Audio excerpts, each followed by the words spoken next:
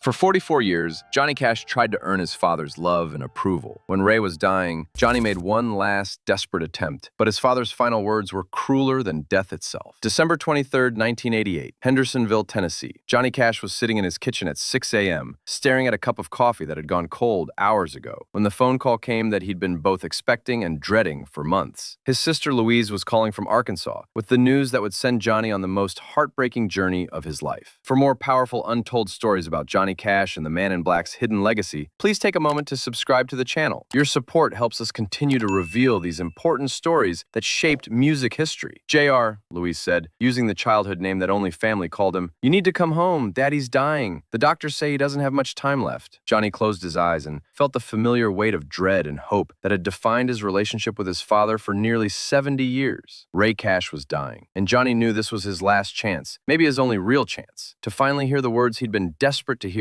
since he was 12 years old. "Son, I'm proud of you." To understand the magnitude of what happened over the next 3 days, you need to understand the relationship between Johnny Cash and Ray Cash. And you need to understand how a father's withholding of love can destroy a son's soul, even when that son becomes one of the most famous and successful people in the world. Ray Cash was a hard man shaped by hard times. Born in 1897, he'd lived through World War I, the Great Depression, and decades of poverty so brutal that it had carved away every soft emotion except disappointment and blame. Ray had worked cotton fields, construction sites, and anything else that would pay enough to feed his family, but he'd never escaped the feeling that life had cheated him, that he deserved better, that his son should somehow redeem the failures and limitations of his own existence. When Johnny was born in 1932, Ray already had high hopes for his children, but those hopes were focused on Johnny's older brother Jack, who was smart, responsible, religious, and everything Ray wanted in a son. Johnny was different, wilder, more questioning, more likely to challenge authority and push boundaries. From an early age, Ray saw Johnny as a problem to be solved rather than a son to be loved. The defining moment of their relationship came in 1944, when Jack Cash died in a sawmill accident at the age of 15. Ray's reaction to Jack's death wasn't grief, it was rage directed at Johnny. Ray blamed Johnny for Jack's death, told him he was the wrong son, and spent the next 44 years making sure Johnny never forgot that he was a disappointment, a poor substitute for the son Ray had really wanted. For 4 decades, Johnny had tried everything to win his father's approval. He'd become famous, made millions of dollars, performed for presidents, won Grammy Awards, and become one of the most recognizable voices in American music. But none of it mattered to Ray Cash, who seemed determined to remind Johnny that he would never measure up to the dead brother whose memory had been elevated to sainthood. Every conversation between Johnny and Ray followed the same pattern. Johnny would try to share his successes, his achievements, his happiness, and Ray would find ways to diminish them, to point out their inadequacies, to remind Johnny that Jack would have done better, been better, deserved more credit. When Johnny had his first hit record, Ray's response was, "Jack could have been a singer too if he'd lived." When Johnny got married, Ray said, "Jack would have married a better woman." When Johnny had children, Ray complained that Johnny wasn't raising them the way Jack would have. When Johnny struggled with addiction, Ray saw it as proof of Johnny's fundamental weakness, evidence that he'd been right all along about Johnny's character. Even Johnny's religious faith, which was deep and genuine, was dismissed by Ray, who would say, "Jack was going to be a preacher. He would have served God better than you ever could." The cruel irony was that Johnny desperately wanted his father's love and approval, needed it in ways that fame and fortune could never satisfy. Johnny would visit Ray regularly, call him frequently, send him money, try to include him in his successes, all in the hope that someday Ray would soften, would recognize Johnny's achievements, would finally say the words Johnny had been waiting to hear his entire life. But Ray never softened. If anything, he seemed to become more critical as Johnny became more successful. It was as if Johnny's fame was an insult to Jack's memory, as if Johnny's achievements were somehow stolen from his dead brother. June Carter Cash, who married Johnny in 1968, was horrified by Ray's treatment of her husband. She watched Johnny transform from a confident, successful performer into a desperate, needy little boy every time he was around his father.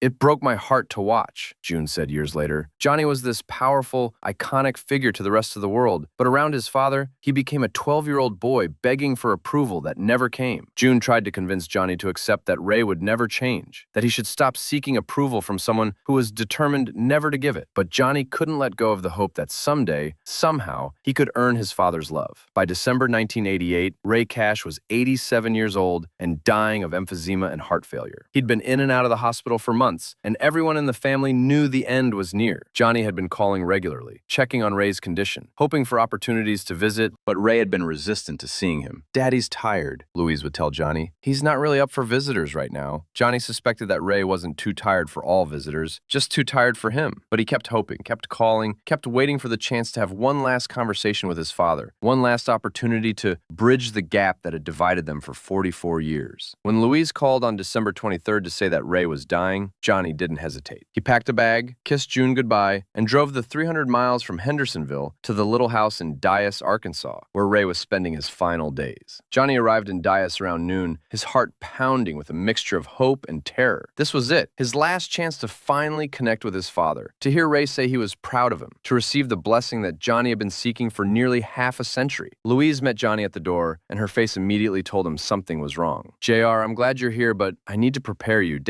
He's not himself. The medication, the pain, the confusion, he's saying things that don't make sense sometimes." Johnny nodded. "I understand. I just want to see him, Lou. I just want to talk to him one more time." Louise hesitated. "JR, maybe you should wait a little while. Let me talk to him first. Let him know you're here." "Louise, he's dying. We don't have time to wait." Johnny walked toward Ray's bedroom, but Louise caught his arm. "JR, please, let me go in first. Let me see how he's feeling." Johnny waited in the living room for 20 minutes, pacing, rehearsing in his mind what he was going to say to his father. He was going to tell Ray he loved him, that he'd always loved him, that he was sorry for whatever disappointments he'd caused, that he hoped Ray could find it in his heart to forgive him, and maybe, just maybe, to tell him he was proud of at least some of what Johnny had accomplished. When Louise came out of the bedroom, her face was pale and her eyes were filled with tears. "JR, Daddy doesn't want to see you." Johnny felt like he'd been punched in the stomach. "What?" "He says he's too tired, that he doesn't want any visitors today." "Louise, I'm not any visitor. I'm his son. I drove 6 hours to be here." "I know, JR, I know. But he's stubborn. You know how he is. Maybe tomorrow when he's feeling better." Johnny stared at the closed bedroom door, behind which lay the man whose approval he'd been seeking his entire life. "Did you tell him I came all this way to see him?" "I told him." "And he still doesn't want to see me?" Louise nodded sadly. Johnny sat down on the couch trying to process what was happening. His father was dying, maybe had hours or days left to live, and he still wouldn't see Johnny. Even facing death, Ray Cash was more interested in punishing his son than in making peace with him. "Louise, can you ask him again? Can you tell him I just want 5 minutes? Tell him I just want to say goodbye." Louise went back into the bedroom. Johnny could hear muffled voices, could hear Ray's voice getting louder and more agitated. After a few minutes, Louise came back out, her face even more distressed. "JR, I'm sorry. He says he doesn't have anything to say to you." Those words hit Johnny harder than any physical blow ever could. His father, on his deathbed, had nothing to say to him. After 44 years of trying to earn Ray's love, Johnny was being told that he wasn't even worth 5 minutes of a dying man's time. Johnny spent the night at Louise's house, hoping that Ray would change his mind in the morning, that maybe he'd be in a better mood, more receptive to seeing his son. Johnny barely slept, running through decades of memories, trying to understand what he could have done differently, what he could say that might finally break through the wall of resentment and disappointment that Ray had built around himself. The next morning, December 24th, Christmas Eve, Johnny tried again. "Louise, please ask him again. Tell him it's Christmas Eve. Tell him I just want to wish him a Merry Christmas." Louise went into Ray's room and came back out shaking her head. "He says Christmas doesn't mean anything to him anymore. He says he just wants to be left alone." Johnny walked to Ray's bedroom door and stood there for a moment, his hand on the doorknob. He could hear Ray breathing, could hear the television playing softly, could sense his father's presence just a few feet away. All Johnny had to do was turn the handle and walk in. What could Ray do to stop him? But Johnny couldn't do it. He couldn't force himself on a dying man, even if that man was his father. He couldn't violate Ray's last wish for solitude, even though that wish was breaking Johnny's heart into pieces. Johnny spent Christmas Eve in the living room, listening to the sounds of his father's labored breathing, waiting for any sign that Ray might relent, might call for him, might decide that he wanted to see his famous son one last time. The call never came. On Christmas morning, Johnny made one last desperate attempt. He wrote Ray a letter, pouring out his heart, telling his father how much he loved him, how sorry he was for any pain he'd caused, how grateful he was for all the sacrifices Ray had made for the family, how proud he was to be Ray's son, even if Ray wasn't proud to be Johnny's father. Johnny gave the letter to Louise and asked her to read it to Ray.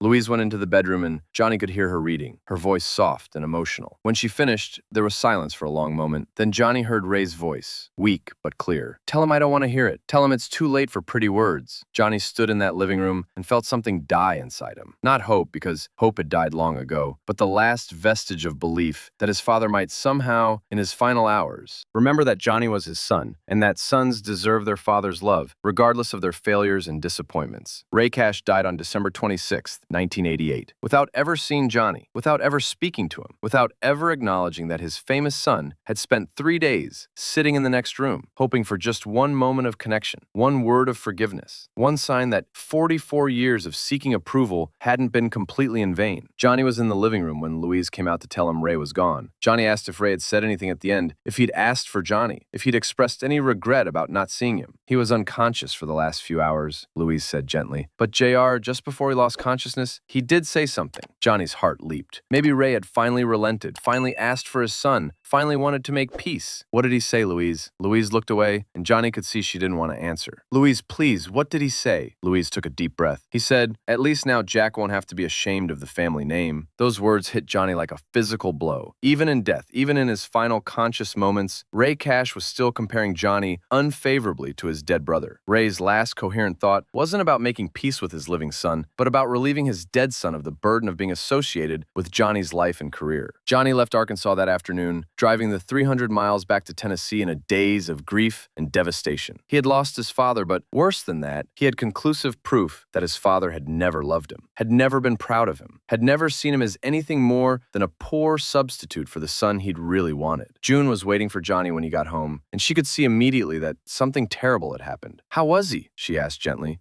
He wouldn't see me, Johnny said, his voice flat and empty. He died without ever seeing me. June held her husband while he cried for the father who had spent 44 years punishing him for surviving when his brother died, for achieving success that his brother never could, for living a life that his father considered a betrayal of his brother's memory. The funeral was held on December 29th, and Johnny delivered the eulogy for a man who had rejected him until his dying breath. Standing at the podium, looking out at a room full of people who expected him to honor his father's memory, Johnny struggled to find words that were both honest and respectful. Ray Cash was a hard man who lived through hard times, Johnny said, his voice steady despite his broken heart. He worked hard, provided for his family, and never asked for anything he hadn't earned. He loved his son Jack deeply, and he never got over losing him. I hope that wherever he is now, he's found the peace that seemed to escape him in this life. Johnny didn't mention that Ray had refused to see him, didn't talk about the 44 years of seeking approval that had ended in final rejection, didn't share the cruel last words that would haunt him for the rest of his life. Johnny took the high road, even though his father had never taken the high road with him. But the damage was done. Ray's final rejection had confirmed what Johnny had feared his entire life, that he was unlovable, unworthy, a disappointment to the man whose opinion mattered most. The success, the fame, the love of millions of fans meant nothing compared to the fact that his father had died